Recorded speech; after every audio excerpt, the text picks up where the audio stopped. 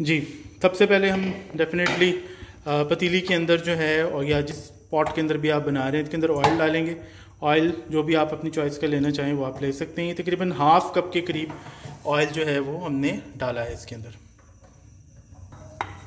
जी, oil के बाद हम डाल रहे हैं इसके अंदर प्याज, और प्याज को हम करेंगे थोड़ा सा सौते करेंगे और उसके बाद फिर बाकी इंग्रेडिएंट्स इसमें डालेंगे। जी, प्याज जो है वो हम सौते कर रहे हैं इसके अंदर, और इसको बिल्कुल भी रेड नहीं करना, सिर्फ इसको पिंक जो है वो करना है। इस वक्त इसके अंदर ग्रीन अनियन जो है वो अगर ना हो तो आपको ज़्यादा अच्छे तरीके से अंदाज़ा हो जाएगा कि बस टिप्स जो हैं जैसे ही पिंक होना शुरू हो तो उसके अंदर हम अपने बाकी मसाले जो हैं ड्राई स्पाइसेस वो डालना शुरू करेंगे। सबसे पहले डालेंगे ज़ीरा, ताकि अच्छे तरीके से ये कड़कड़ा जाए। ज़ीरे को बस थोड़ा सा मिक्स करेंगे और इसके साथ ही बाकी चीज़ें जो डालना शुरू करेंगे। अदरक लहसुन डालेंगे, ये 1 टेबलस्पून के करीब है, 1 टीस्पून ईच अदरक लहसुन, और टोटल कुल मिला के हो गया 1 टेबलस्पून। अदरक लहसुन को थोड़ा सा पकाएंगे ताकि इसकी खुशबू जो है वो आ जाए, कच्ची या रॉ खुशबू जो है वो दूर हो जाए और इसके साथ भुनी हुई खुशबू आए, कच्चापन खत्म हो जाए। जी, अदरक लहसुन हो गया है और इसके साथ हम डालेंगे हल्दी, 1/2 टीस्पून हल्दी। एक भी ले सकते हैं, हमारी 1 लेवल जो है टीस्पून का हल्दी का।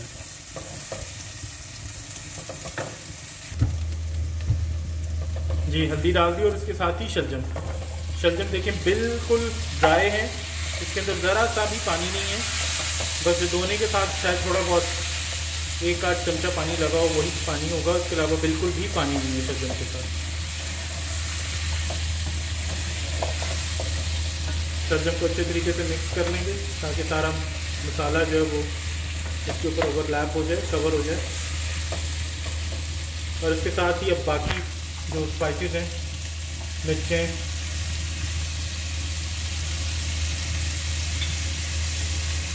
नमक, टमाटर और हरी मिर्चें, ये सब डाल दिया। अब जो शलजम पकेंगे तो ये अपना पानी छोड़ेंगे और इसके साथ ही जो टमाटरों का पानी होगा वो इसको पकने में हेल्प आउट करेगा। इसको अच्छे तरीके से मिक्स करेंगे, इसको भूनने भानने की ज़रूरत नहीं है बहुत ज़्यादा, और उसके बाद इसको कवर कर देंगे। अभी हाई फ्लेम था, अब इसको बिल्कुल स्लो कर दिया है और इसको कवर कर देंगे। शलजम को कवर कर दिया और इसका फ्लेम जो है वो बिल्कुल मैं आपको दिखा दूं कि बिल्कुल स्लो है।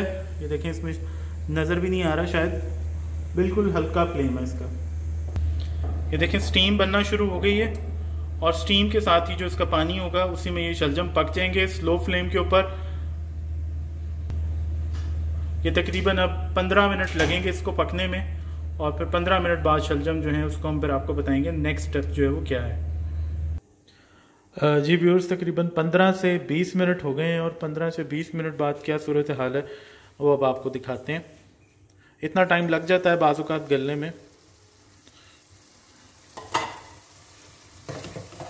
ये देखें, इसमें बिल्कुल भी पानी नहीं था, ये अपनी स्टीम के अंदर पका है और ये बिल्कुल इस वक्त आप देख सकते हैं कि ये मैं आपको दिखाऊं, ये गल चुका है।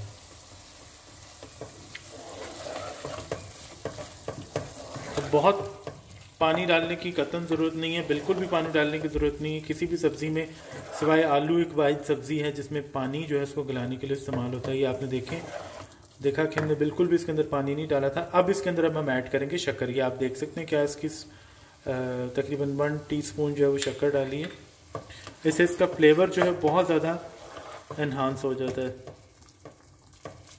देखो, और इस वक्त हम इसको शलजम को जो है वो मैश कर देंगे, इसको बिल्कुल वो साबुत नहीं रहने देंगे और बिल्कुल भी इसको कोई आपने बहुत ज़्यादा घोटना भी नहीं है, लेकिन इसको मैश करेंगे। जितना ज़्यादा मैश अच्छे तरीके से वो होगा, चमचे से, डोई से, जो भी आपके पास है उससे आप इसको अच्छे तरीके से मैश कर दें। आप देखें बिल्कुल ये भुन चुका है अपने, क्योंकि पानी इसके अंदर था नहीं, ये बिल्कुल अपने जो ऑयल हमने जितना डाला था उसके अंदर ही ये पका है और अब ये बिल्कुल भुन चुका है। अब इसको हम मैश करेंगे और इसको 1-8 मिनट बाद मैश करने के बाद निकाल लेंगे। मैश करने के साथ पहले आंच बिल्कुल आहिस्ता थी, अब इसको हमने थोड़ा सा मीडियम हाई आप समझ लें किया है इसको, और इसको साथ साथ मैश करते जा रहे हैं और ये साथ साथ भुनता भी जा रहा है। आप देखें ऑयल बिल्कुल भी फालतू नहीं है, पैन के अंदर नज़र आ रहा है, बिल्कुल परफेक्ट ऑयल डाला है।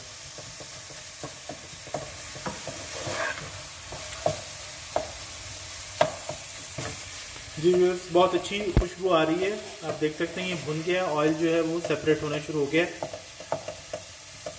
ये इसकी शक्ल है, क्लोजली आप देखें। मैश इसको कर दिया बहुत अच्छे तरीके से, अब बस इसको हम निकाल लेंगे, ऑयल जो है वो सेपरेट हो गया। जी व्यूअर्स, ये तैयार हो गए हैं शलजम, इसको हमने बाउल में निकाल दिया, ऊपर अब धनिया डाल दें।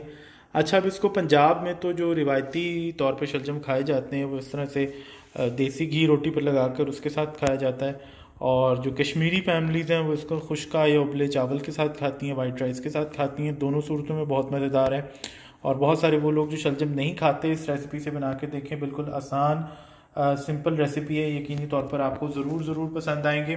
अपने फीडबैक से हमें ज़रूर बताएं अपनी, अगर कोई आपको कोई क्यूरीज़ हैं, कुछ सवाल आप पूछना चाहते हैं तो कमेंट बॉक्स में आप ज़रूर सवाल पूछ सकते हैं। तो ये हमारी आज की रेसिपी जो है बिल्कुल सिंपल है, और जो हमारा थीम है, जो हमारा पर्पस है वो यही है कि आपको सादा आसान चीज़ें जो डेली बनती हैं वो सिखाई जाएँ।